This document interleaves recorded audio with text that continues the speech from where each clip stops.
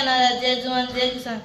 जब जब तेरा बिगुल बजा जवान चल पड़े, किसान चल पड़े, मजदूर चल पड़े, हिंदू मुसलमान सिख पठार चल पड़े कदमों में तेरे। आपने गांधी जी के सत्याग्रह आंदोलनों के बारे में काफी पढ़ा होगा, लेकिन सत्याग्रह आंदोलन क्या है और इसका गांधी जी के साथ क्या संबंध है, यह जान लेना जरूरी है। मैं इसलिए निवेदन करना जरूरी समझता हूँ कि हमारे जो भी देशभक्त महापुरुष हुए हैं उनके बारे में हम धीरे धीरे बोलते जा रहे हैं। उनके बारे में हमें जानकारियां उचित मंचों से मिल नहीं पाती हैं, जिस वजह से हम उदासीन होते जा रहे हैं। देश को आजाद कराने के समय देश में जो माहौल था, लगभग भारतीय ईमानदार थे, सभी मिलकर के देश को आजाद करवाने के लिए जी तोड़ मेहनत कर रहे थे। और कई कई तो ऐसे उदाहरण हैं जिनमें ऐसे कई घर हुए हैं जिन्होंने अपने आप का सर्वस्व बलिदान कर दिया था। तो ऐसे किस्सों को, ऐसे हमारे महापुरुषों को याद रखना इस प्रकार के कार्यक्रमों से ही संभव होता है। और जैसा कि अपने देख रहे हैं, जो विद्यार्थी, जो बेटे बेटियां यहाँ आकर के प्रस्तुतियां दे रहे हैं, वो उनकी शुरुआत हो सकती है, लेकिन धीरे धीरे वो आगे निखरेंगे। मैं आज के दिन के बारे में, जो दो महान विभूतियां हैं, उनके बारे में आपको कुछ बताने के लिए उपस्थित हुआ हूं। महात्मा गांधी, जिनको अपना देश ही नहीं बल्कि दुनिया बड़े आदर के साथ याद करती रही है।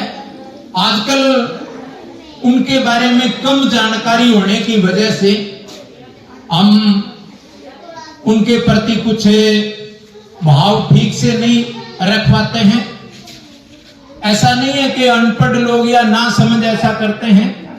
मैंने बसों में, गाड़ियों में और गाए बगाए कई जगह ऐसे मंचों पर महात्मा गांधी के बारे में बकवास करते हुए सुना है, जो समाज के लिए, देश के लिए खुद अच्छा नहीं कर सकते, खुद की सोच है वो बिल्कुल नकारात्मक रखते हैं और ऐसे दिव्य पुरुषों के बारे में कीचड़ उछालना शुरू कर देते हैं। महात्मा गांधी बहुत साधारण विद्यार्थी थे, जिनकी आप में से ऐसे विद्यार्थी हो सकते हैं, हस्तलेख, हैंडराइटिंग सही नहीं थी, अच्छी नहीं थी, और उनमें यह भी दुर्गुण था कि वो अपने साथियों की कॉपी देख करके परीक्षा में लिख देते थे। आप में से भी हो सकता है इस प्रकार की बातें हों। और पढ़ाई में कोई अगुआ नहीं थे। आगे चल करके वो बैरिस्टर बने। बैरिस्टर वकालत करके वकील बनने को कहते हैं। ये सुविधा अपने देश में नहीं थी और ज्यादातर उस जमाने के जो अगुआ अपने नेता हुए हैं, समाज सुधारक हुए हैं, वो इंग्लैंड जाया करते थे। तो महात्मा गांधी भी जोड़ तोड़ बना करके, जैसे आजकल कई घरों के अंदर बच्चे उजागर बुद्धि वाले होते हैं, प्रतिभाशाली होते हैं, लेकिन घर उनका साथ नहीं देता है, कमजोरी होती है। ऐसे ही महात्मा गांधी के साथ हुई। तो वो इधर उधर से व्यवस्था करके इंग्लैंड गए और जाने के बाद में, जैसे आजकल हम सुनते हैं कि हमें महात्मा गांधी के पद चिन्हों पर चलना चाहिए, भगत सिंह के सपनों को पूरा करना चाहिए, तो उनके पद चिन्ह क्या थे ये कोई बताता नहीं है। वो क्या चाहते थे? तो महात्मा गांधी इंग्लैंड में जाकर के रास्ता भटक गए। जैसा कि आजकल के काफी विद्यार्थी रास्ता भटके हुए हैं, उनको उनके गुरुजन भी पता नहीं, ऐसी योग्यता नहीं है, इस तरीके की क्षमता नहीं है, उनको कह नहीं पाते। तो उनके जो बर्ताव होता है, खास तौर से महात्मा गांधी ने बार बार देखा है, पोशाक से आदमी की पहचान होती है। आदमी जिस प्रकार के कपड़े पहनता है, जिस तरीके की पोशाक रखता है, उनके विचार भी इस तरीके के होते हैं। मैं बड़े शहरों में जाता हूं तो वहां कई बार अटपटी घटनाएं होती हैं। उन घटनाओं के पीछे ये बेउद्दी पोशाक पहनना एक बहुत बड़ा कारण होता है। तो समझ जाना चाहिए मेरा इशारा विद्यार्थी को जो विभाग के द्वारा बताई गई, विभाग के द्वारा प्रचलित पोशाक है वो पहन के आनी चाहिए। उसमें विद्यार्थी सभ्य लगता है। उसके अलावा अगर हम जो भी कोशिश करते हैं वो कम से कम विद्यालय में वो चीज अच्छी नहीं होती है। ये बात केवल विद्यार्थियों के लिए भी लागू नहीं है, ये हमारे ऊपर शिक्षकों पर भी लागू होती है। शिक्षकों के लिए भी ड्रेस कोड होता है। सभ्य तरीके से हम पहनावा रखेंगे, हमारी बोली सभ्य होगी तो निश्चित तौर पर हमारे अंदर दुर्गुण नहीं पनपेंगे। महात्मा गांधी जाकर के पार्टियों में जाने लगे, शराब पीने लगे, मांस मीट खाने लगे और अंग्रेजी पोशाक और आजकल जैसे डीजे के ऊपर डांस करते हैं ना, डीजे पर ऐसे ही वायलिन एक वाद्य यंत्र होता है वो पार्टियों में बजता और उसके ऊपर नाच गाना करते। तो जल्दी महात्मा गांधी को याद आ गया भी अपने तो घर वालों ने जोड़ तोड़ करके घर पर गहने गिरवी रख करके पैसे लाए थे और वो तो मैं ये बीड़ी सिगरेट शराब इनमें उड़ा रहा हूं। तो उनके तुरंत समझ में आ गई, उन्होंने वो बात है वो बिल्कुल छोड़ दी। उसके बाद में बैरिस्टर बन करके वापिस आए। आने के बाद में देश का माहौल है वो लगभग खराब हो चुका था। महात्मा गांधी के राजनीतिक गुरु गोपाल कृष्ण गोखले, तो उनको राजनीतिक गुरु मान के उन्होंने काम करना शुरू किया और वकालत के पेशे से सबसे पहले शुरुआत दक्षिणी अफ्रीका गए थे।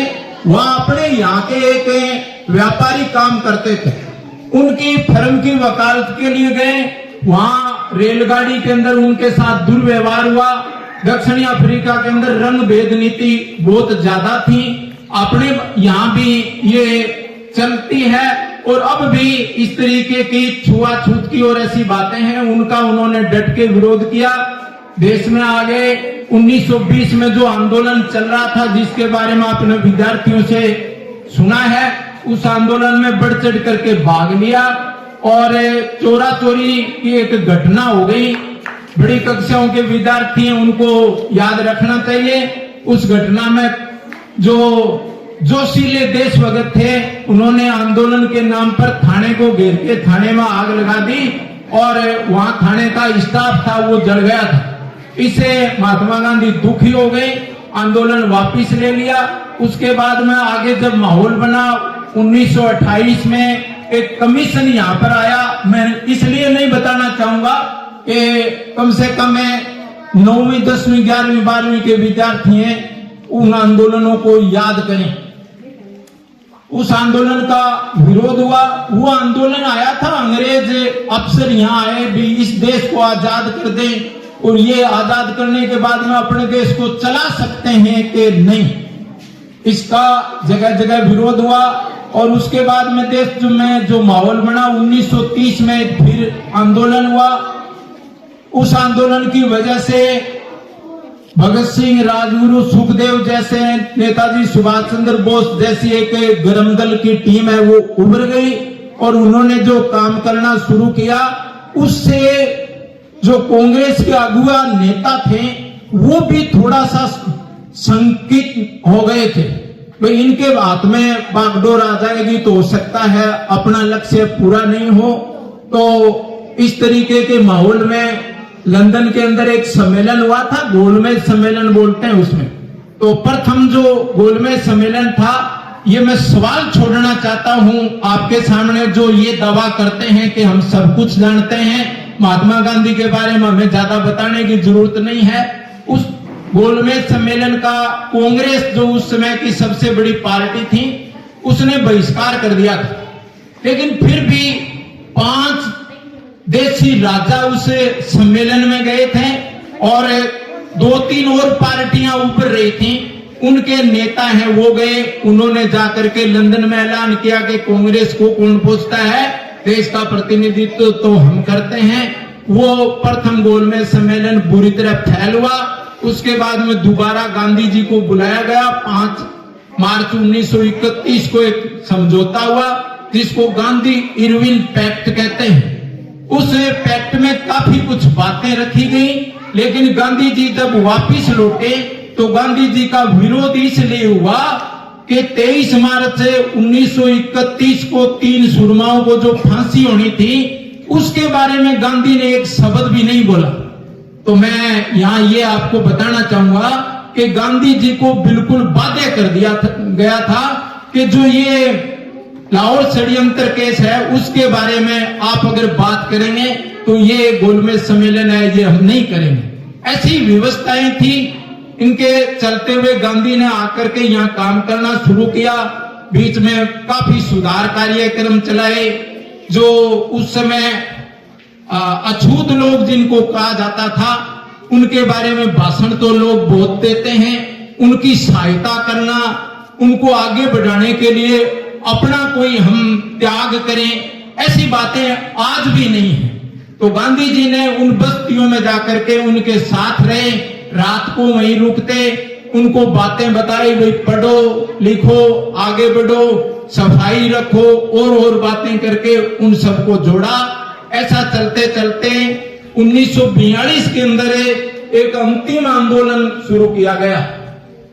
उस अंतिम आंदोलन के बारे में यहाँ बातें हो चुकी हैं, जिसको गांधी जी ने बंबई का अगस्त क्रांति मैदान है उसमें 9 अगस्त को खड़े होकर के कहा था कि ये मेरा अंतिम आंदोलन है और करो या मरो का नारा दिया था।